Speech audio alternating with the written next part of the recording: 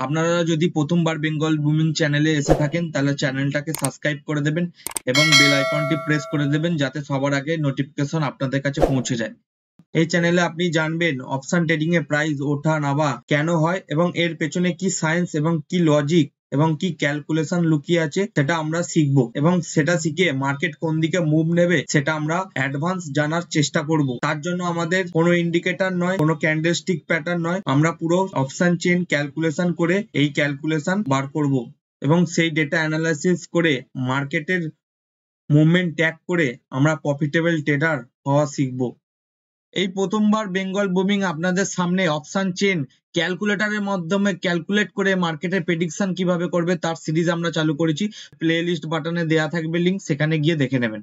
আর যদি Telegram channel না joining করে থাকেন তাহলে অবশ্যই টেলিগ্রাম চ্যানেল জয়েনিং করে নেবেন, কারণ আমি এখানে ট্রেড হওয়ার আগে, ট্রেড প্রেডিকশন করার আগে আমাদের আপডেট দিয়ে দিই এবং সেই আপডেট দেখে আপনারা মোমেন্টামকে ট্র্যাক করে পেপার ট্রেড করে প্র্যাকটিস করে প্রফিটেবল ট্রেডার হতে পারেন। এবং দেখুন, আপনারা দেখতে পাচ্ছেন 18ই মার্চ আমি এখান থেকে রিস্কি পুট নেওয়ার কথা বলেছিলাম এবং রিস্কি সেট এবং নিয়ম দেখিয়ে দিয়েছিলাম সে কোন নিয়মে কিভাবে কি করতে হবে। এবং দেখুন ডট টু ডট একদম মার্কেট নিচে চলে গেছে, সেখান থেকে আপনারা প্রফিট করতে পারবেন।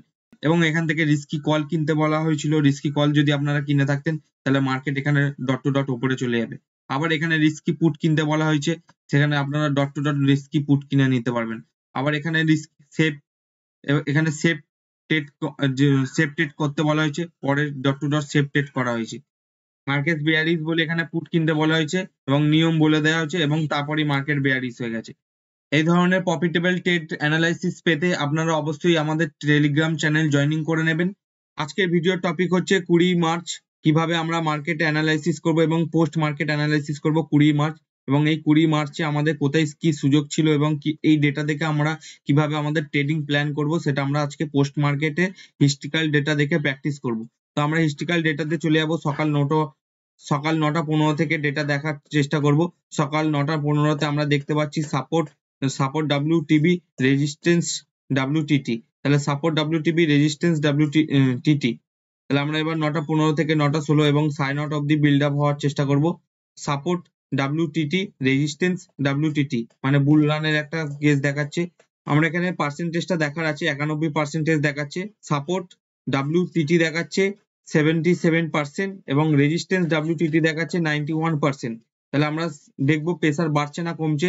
তো 91% থেকে 87% চলে এসছে রেজিস্ট্যান্স এবং 77% থেকে 75-এ গিয়ে স্ট্রং হয়ে গেছে। সাপোর্ট আবার WTB হয়ে গেছে নিচের দিকে এবং রেজিস্ট্যান্স WTT দেখাচ্ছে কন্টিনিউ। 9:17 থেকে 9:18, 9:19, 9:20।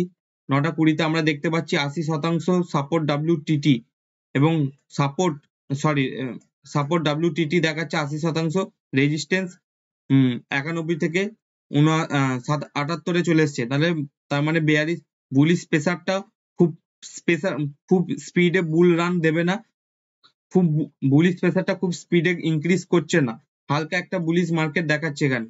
তো 9:20, 9:20, 9:25, 9:22, 9:23, 9:24, 9:25 অব্দি দেখবো। 9:25-এ দেখতে পাচ্ছি শুধু সাপোর্ট WTT হয়ে আছে 92%, রেজিস্ট্যান্স স্ট্রং হয়ে গেছে। তাহলে রেজিস্ট্যান্সের কি রকম হয়েছে, রেজিস্ট্যান্স এরকম প্রেসার ক্রিয়েট করেছিল, এরকম প্রেসার ক্রিয়েট করেছিল 91%। আবার এই প্রেসারটা উল্টো ক্রিয়েট করে দিল মার্কেটে।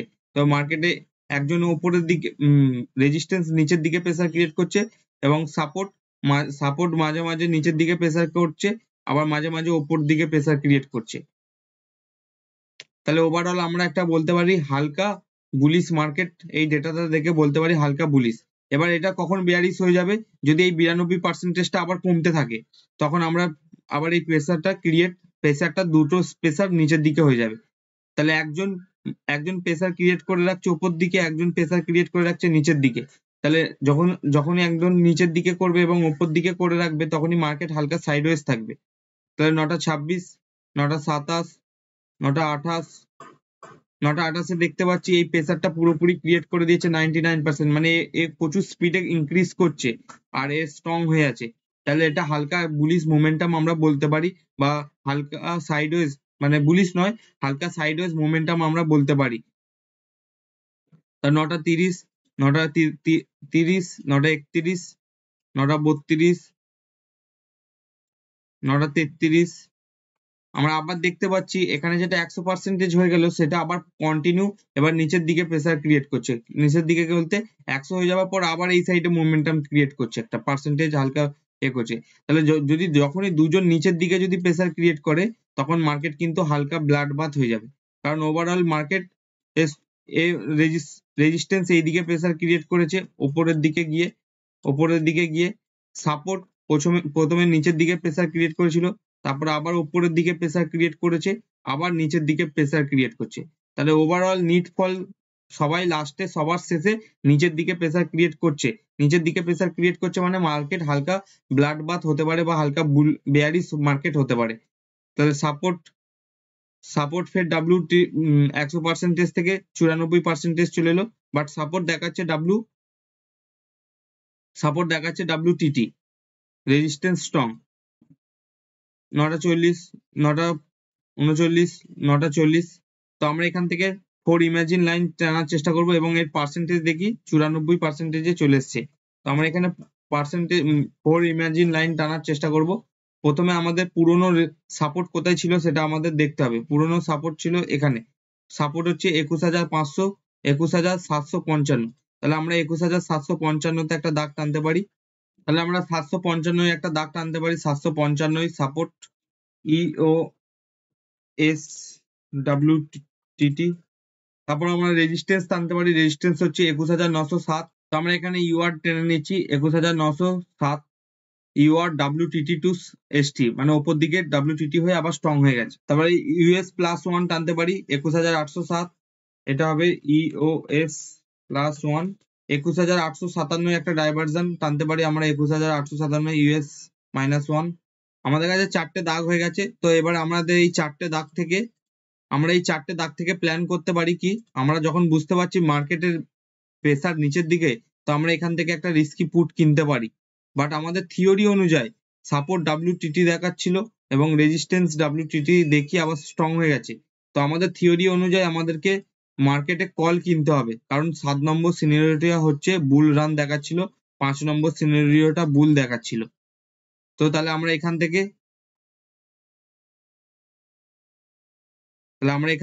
একটা কল এবং এখান থেকে আমরা একটা কল কেনার চিন্তা ভাবনা করতে পারি।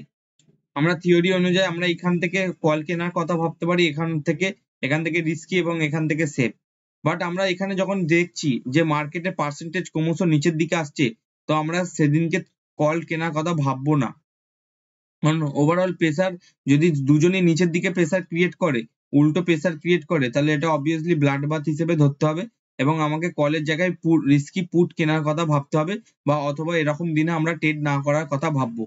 তাহলে এবার যদি আমরা এখান থেকে একটা রিস্কি পুট কেনার কথা ভাবতাম, সিনারিও যেহেতু পার্সেন্টেজ হেভি স্পিডে ইনক্রিজ হচ্ছিল, তাহলে আমরা এখানে আজকে একটা পুট কিনলে এখান থেকে একটা ভালো মোমেন্টাম পেতাম। এবং এই জায়গাটা এসে মার্কেট এসছে 10:45, তাহলে 10:45 অব্দি গিয়ে দেখবো আমরা কি হয়ে গেছিল মার্কেটে, তখন একটা কল কেনার সুযোগ ছিল কি ছিল না। তাহলে আমরা 10:15 থেকে ডেটা রিড করা দেখবো। তারপর মোটামুটি সাপোর্টও স্ট্রং হয়ে গেছে, রেজিস্ট্যান্সও স্ট্রং হয়ে গেছে, দুজনই স্ট্রং হয়ে গেছে ব্লাড পার্সেন্টেজ কমে। তাহলে আমরা 10:40-এ গিয়ে দেখবো সেখানে কি রকম মোমেন্টাম ছিল এবং 10:40-এ কি দেখাচ্ছিল। 10টার সময় এসে আমরা দেখতে পাচ্ছি, 10:40-এ এসে আমরা দেখতে পাচ্ছি সাপোর্ট স্ট্রং, রেজিস্ট্যান্স আবার নতুন জায়গায় WTT। তাহলে সাপোর্ট স্ট্রং, রেজিস্ট্যান্স আবার নিচের দিকে ওপর দিকে যাবার চেষ্টা করছে। সাপোর্ট স্ট্রং, রেজিস্ট্যান্স আবার WTT দেখাচ্ছে। তাহলে সাপোর্ট স্ট্রং, রেজিস্ট্যান্স WTT হলে তাহলে আমাদের chart of accuracy number of 5 যেখান থেকে আমরা একটা কল কিনতে পারি ইউএস থেকে অর ইউএডি থেকে। তাহলে আমরা এখানে এসে একটা কল কেনার কথা ভাববো। মার্কেট কোথায় চলছে? ইউএস এ চলছে, ইউএস এ ব্রেকডাউন, তাহলে ইউএস এর থেকে নিচে চলছে। তাহলে ইউএস এর থেকেও নিচে চলছে মানে প্রথমে যেহেতু ব্লাড বার্ড হয়েছিল, তাহলে ম্যাক্সিমাম মার্কেট নিচে যেতে পারে 21,711। তাহলে 21,711-তে আমরা একটা দাগ টানবো। তাহলে আমরা এখান থেকে একটা কল কেনার কথা ভাবতে পারি বা এখান থেকে একটা রিস্কি এবং এখান থেকে একটা সেফ ট্রেড কথা ভাবতে পারি, কারণ এখানে ব্লাড বাথ দেখিয়েছিল বলে একটা স্টেপ নিচে যাবে। তো আমরা এখানে তাহলে একটা রিস্কি এবং এখানে একটা সেফ, যদি কেউ রিস্কি এখানে কেনা থাকে, এখানে অ্যাভারেজ করে টোটাল প্রফিটটা সে ক্যাপচার করতে পেরেছে, ক্যাপচার করার একটা সুযোগ ছিল। তো আমরা 11:30 অব্দি ডেটা দেখবো এবং 11:20 থেকে আবার ডেটা দেখা শুরু করব। সেই সময় দেখবো সাপোর্ট কেমন WTT ছিল, WTT যতক্ষণ আছে ততক্ষণ মার্কেট উপরে এসছে।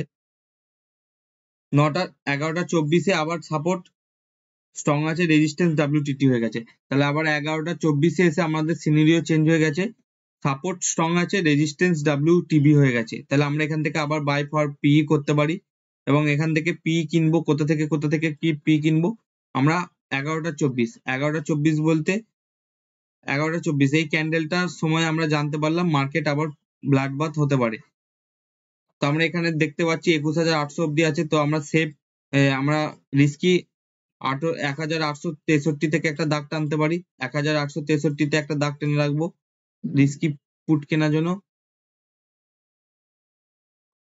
এখানে একটা রিস্কি পুট কেনার জন্য একটা দাগ টানতে পারি এবং সেফ দাগ 21,911 থেকে, এবং 21,911 থেকে একটা পুট কিনতে পারি। তাহলে এই জায়গা থেকে আমরা একটা রিস্কি পুট কিনতে পারি এবং এই জায়গা থেকে একটা আমরা সেফ পুট কিনতে পারি।